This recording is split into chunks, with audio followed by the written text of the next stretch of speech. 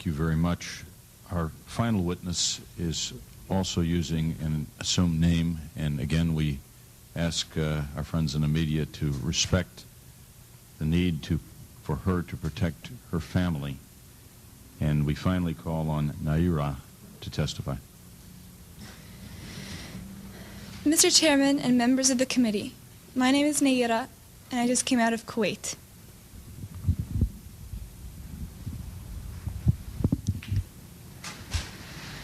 My mother and I were in Kuwait on August 2nd for a peaceful summer holiday.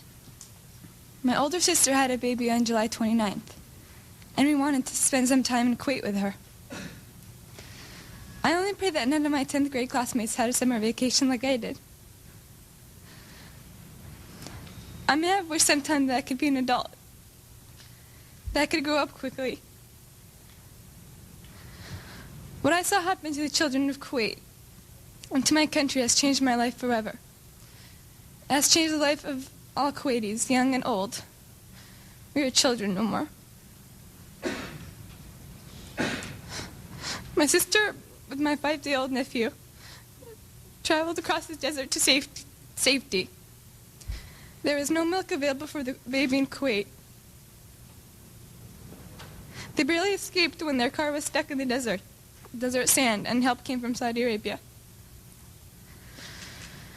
I stayed behind and wanted to do something for my country.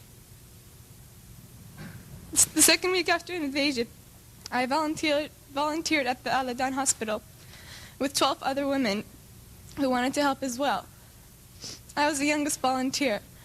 The other women were from 20 to 30 years old. While I was there, I saw the Iraqi soldiers come into the hospital with guns. They took the babies out of the incubators, and left the children to die on the cold floor. It was horrifying. I could not help but think of my nephew, who, if born premature, might have died that day as well. After I left the hospital, some of my friends and I distributed flyers condemning the Iraqi invasion until we were warned we might be killed if the Iraqis saw us.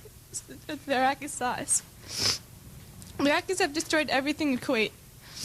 They stripped the supermarkets of food, the pharmacies of medicine, the factories of medical supplies, ransacked our houses, and tortured neighbors and friends. I saw and talked to a friend of mine after his torture and released by the Iraqis. He is 22, but he looked as though he could have been an old man. The Iraqis dunked his head into a swimming pool until he almost drowned. They pulled out his fingernails and applied electric shock to sensitive private parts of his body. He was lucky to survive. If an Iraqi soldier was found dead in a neighborhood, they burned to the ground all the houses in the general vicinity and would not let firefighters come until only ash and rubble was left. The Iraqis were making fun of President Bush and verbally and physically abusing my family and me on our way out of Kuwait. We only did so because life in Kuwait became unbearable. They have forced us to hide, burn, or destroy everything identifying our country and our government. I want to emphasize that Kuwait is our mother and the Emir our father. We repeated this on the roofs of our houses in Kuwait until the Iraqis began shooting at us. And we shall repeat it again. I am glad I am 15, old enough to remember Kuwait before Saddam Hussein destroyed it, and young enough to rebuild it. Thank you. Nayirah, thank you. And let me thank all of our witnesses. We've passed 8 years in the existence of the Congressional Human Rights Caucus. We've had scores of hearings about human rights abuses throughout the world.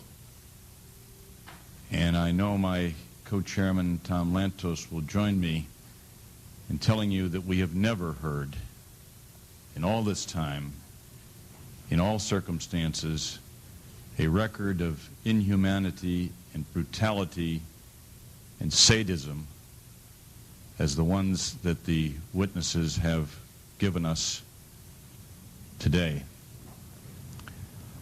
I don't know how the people of the civilized countries of this world can fail to do everything within their power to remove this scourge from the face of our earth. And the witnesses, by providing to us eyewitness accounts and reports detailing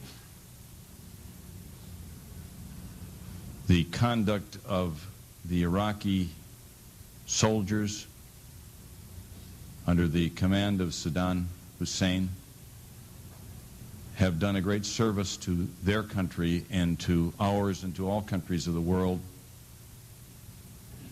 who must join together and take whatever action may be necessary to free the people of Kuwait from this aggression and brutality. Tom Lantos.